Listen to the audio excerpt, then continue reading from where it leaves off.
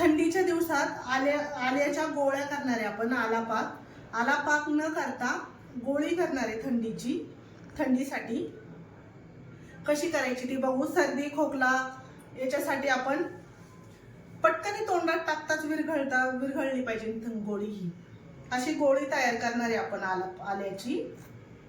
भरपूर असं आलं घेतलंय, याचा रस काढून घ्यायचा। मी काही चाळून घेतलेलं नाही, धुवून घेतलंय, स्वच्छ धुवून सुकून घेतलंय। याचा आता मी रस काढणार आहे। आलं पटकनी हे होत नाही, पटकनी खाल्लं जात नाही, म्हणून आपण आता याची गोळी कशी करायची आल्याची ती पाहूया।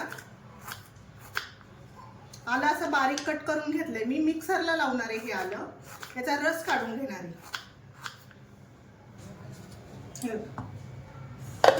आता हे मिक्सरला लावून मी बारीक करून घेणार आहे।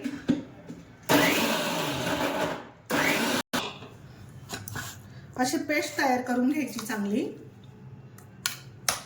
आता ही मी एका नॅपकिननी गाळणार आहे। असं नॅपकिन घ्यायचं, याला जरा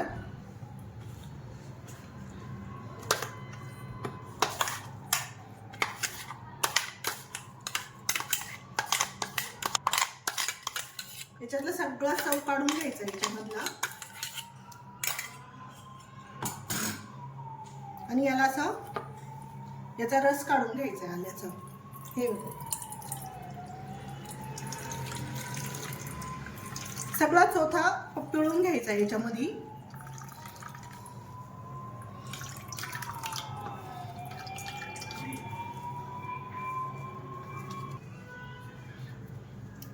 सगळा रस असा पिळून झालेला आहे, असं पिळून घ्यायचं चांगला, अजिबात चोथा जाऊ द्यायचा नाही। हा चोथा आपल्याला लागला तर चहामध्ये टाकायचा, वाळून याचा चव हा वाळून चहामध्ये टाकायला ठेवायचा।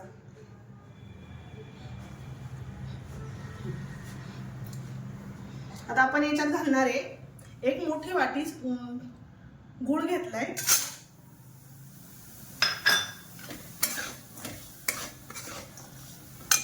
याच्यात घालणार आहे हे,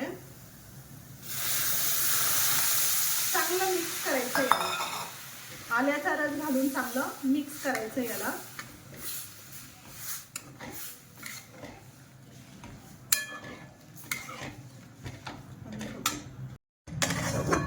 हे चांगलं घट्ट झालंय आता, असं छान हलवून घट्ट करायचं याला।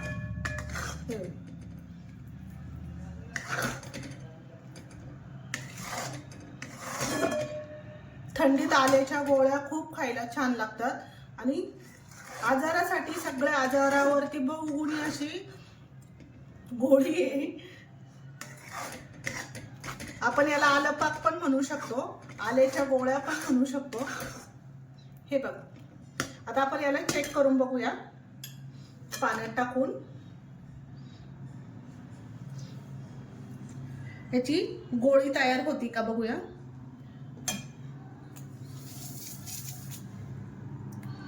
याची गोळी तयार होतीये, पण अजून कडक पाक झालेला नाहीये। हे बघा, हे तुटतंय असं, पण असं वाजलं पाहिजे टन सारखं। अजून थोडा वेळ होऊ देते।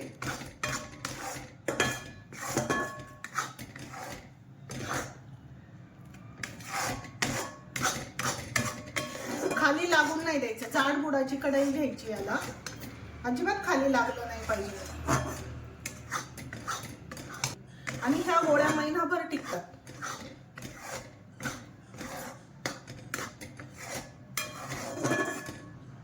याच्यात कुणाला वाटलं तर ओली हळद सुद्धा घालू शकता, ओल्या हळदीचा थोडासा रस घालायचा। माझ्याकडे ओली हळद नव्हती म्हणून मी ओली हळद घातली नाही, ओली हळद सुद्धा खूप छान लागते याला। आले पाकाला ओली हळद घातली ना अजून चांगलं लागतं।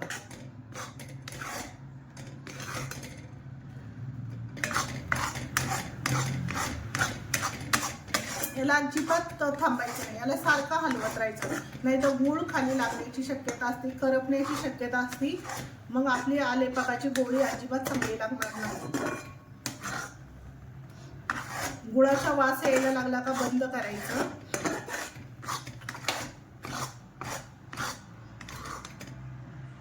अजून मी 2 मिनिटं अजून थोडंसं घट्ट होऊन देते, म्हणजे आपल्याला गोळी तयार करता येईल.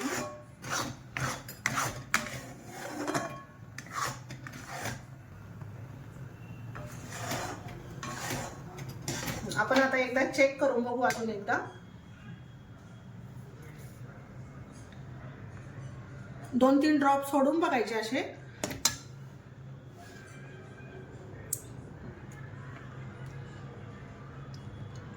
हे बघा, गोळा तयार होतोय, पण असा टणक झाला पाहिजे. वाजतोय. आता आपला पाक तयार झालेला आहे. आता गॅस बंद करते मी. गॅस बंद करून घेतलाय. आता मी एका ताटाला तूप लावून घेणार आहे. ह्या ताटाला मी आधीच तूप लावून घेतलेलं आहे. असं थोडंसं नॉर्मल तूप लावायचं, का तर हे ना पटकन आपल्याला निघायला पाहिजे, म्हणून मी सगळ्या बाजूला ताटाला तूप लावले.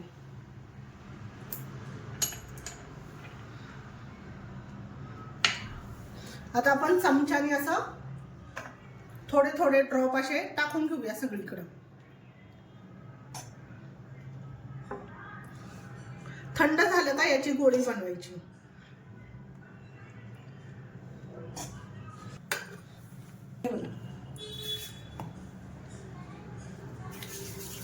गरम गरम, थोडंसं गरम गरम असतानाच गोळी बनवायची याची.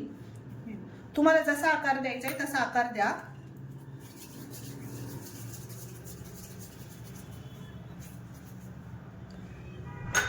आता आपण ह्या सगळ्या गोळ्या पटापट तयार करून घेऊया.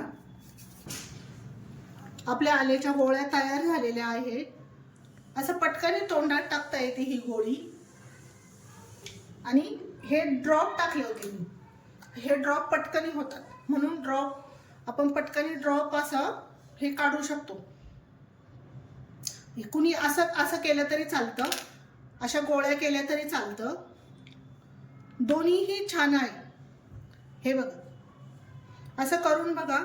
सगळ्यांनी नक्की ट्राय करून बघा आल्याची वडी किंवा गोळ्या. ह्या लहान मुलांना पटकनी हातात देता येते आणि आपल्यालाही थंडीसाठी ही गोळी छान आहे. सर्दी खोकला घशासाठी आलेपाकाची गोळी नक्की करून बघा. लाईक आणि सबस्क्राईब करायला विसरू नका. सगळ्यांनी सबस्क्राईब करा. एक एक कोण नवीन असेल त्यांनी सबस्क्राईब करा.